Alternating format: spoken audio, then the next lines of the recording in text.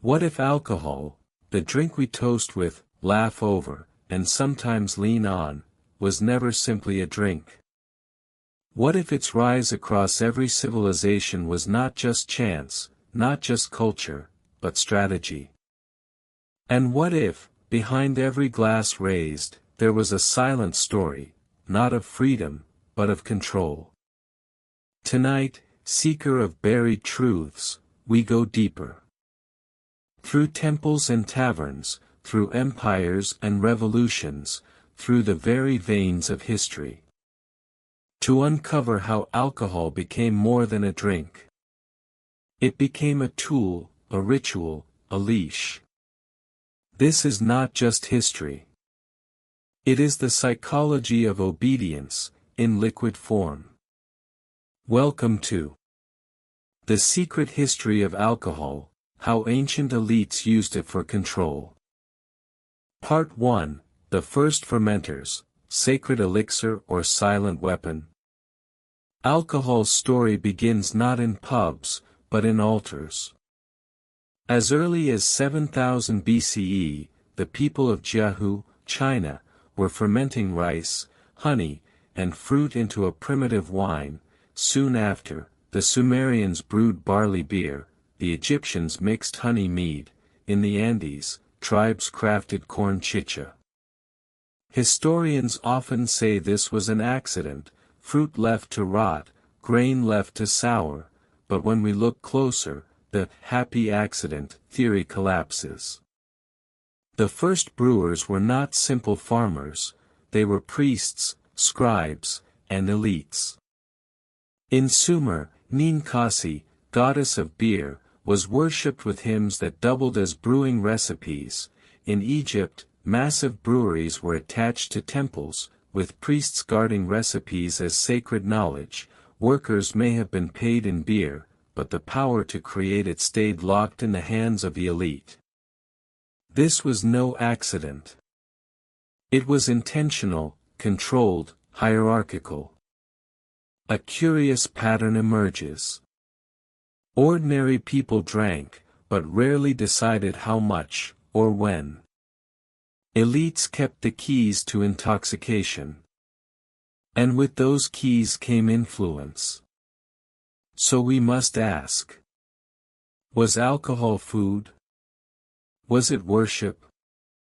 Or was it the beginning of something else?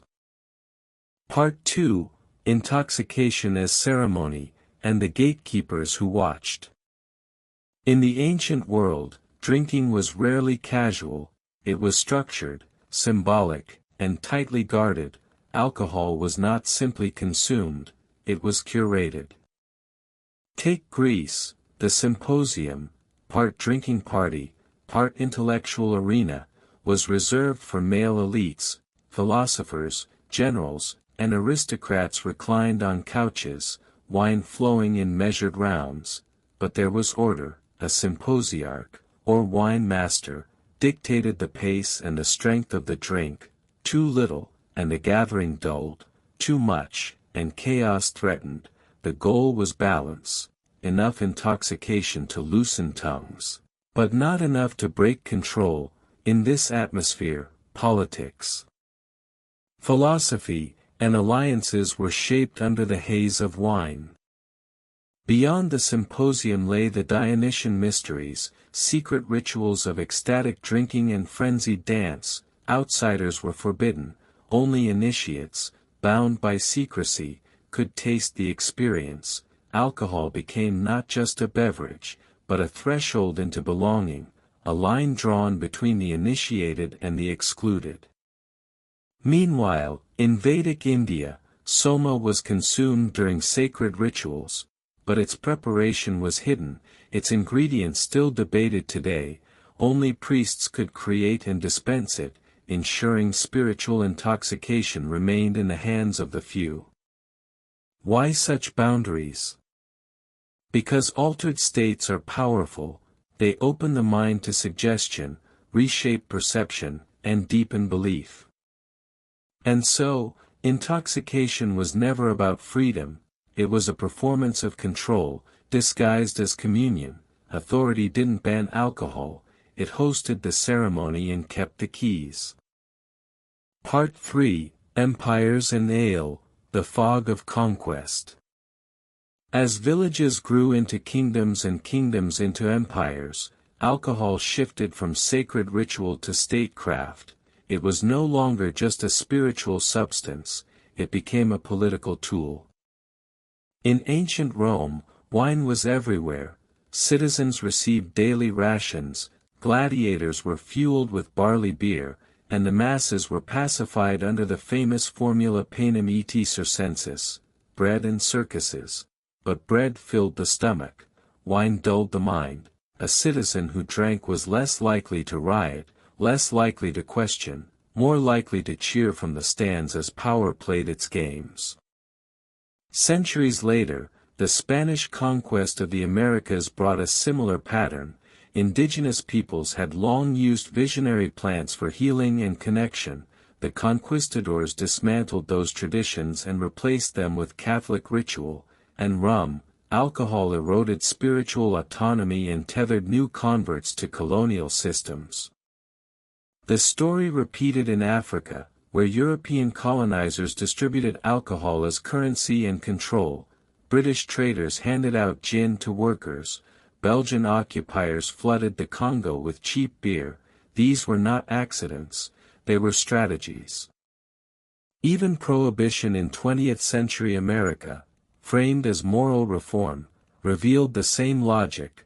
Banning alcohol empowered organized crime and gave the state unprecedented tools for surveillance and social control. From Rome to colonial empires to the modern state, alcohol has been less about pleasure than policy, a fog carefully poured, not to liberate the people, but to guide them quietly into obedience. Part 4, Why Other Substances Were Silenced.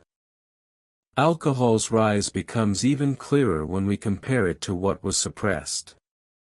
Across the ancient world, cultures used powerful plant medicines, not to numb, but to awaken.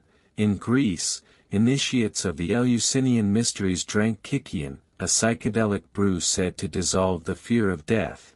In the Amazon, shamans turned to ayahuasca to connect with ancestors and spirits. In Africa, iboga guided vision quests and healing. In India, the sacred soma was praised as the drink of the gods, believed to bring wisdom and immortality. But these substances shared one trait: they opened perception, they shattered illusions, they allowed ordinary people to glimpse what lay beyond rulers, temples, and dogmas.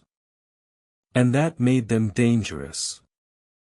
Elites could not control visions, they could not script revelations, so across history, entheogens were outlawed, demonized, erased from ritual life. Alcohol, by contrast, clouded judgment, dulled awareness, and fostered obedience. It weakened resistance without inspiring rebellion. So while wine and beer were celebrated, the visionary plants were silenced. And the pattern has never stopped. Part 5, The Alcohol Industry's Ancient Legacy. The legacy of control didn't vanish with empires, it evolved. Today, alcohol is no longer poured by priests or rationed by emperors. Instead, it is bottled, branded, and broadcast by multinational corporations. But the principle remains: control the substance, and you influence the people.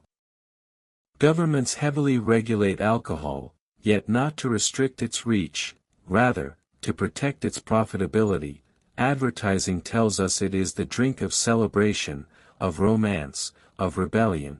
A cold beer becomes a symbol of masculinity, a glass of champagne, of success. The same tool once handed out as wages or conquest is now sold as identity. But the numbers reveal the truth: alcohol contributes to over 200 diseases, millions of deaths, and enormous social costs, and yet, unlike safer substances, it is rarely questioned. Why? Because it generates revenue, stabilizes populations, and sustains an industry too powerful to challenge. In this way, modern corporations mirror the ancient elites.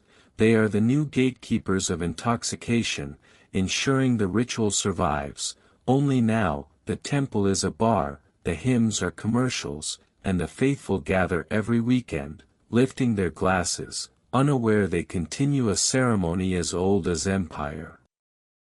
Part 6: The Science of Sedation. Modern neuroscience is uncovering what ancient rulers seemed to grasp instinctively. Alcohol does not just intoxicate, it subtly reprograms behavior. When consumed, alcohol dampens the prefrontal cortex, the very region of the brain responsible for decision-making, self-control, and moral judgment. A sharper mind questions authority, a dulled one accepts it. What rulers once intuited, science now measures. Intoxication makes us more compliant, more suggestible, more willing to follow. It also lowers serotonin, creating brief moments of euphoria, followed by emotional valleys that leave people craving another drink. Over time, the hippocampus, the brain's memory center, literally shrinks. The effect is not immediate collapse, but gradual erosion, a slow fogging of the lens through which we view reality. And that fog has consequences. Studies reveal alcohol reduces political engagement, blunts empathy, and fosters impulsivity. It doesn't inspire rebellion, it pacifies, fragments, and distracts, exactly the kind of mass behavior that makes populations easier to steer. Consider the parallel. In ancient Rome, wine was poured to keep citizens content.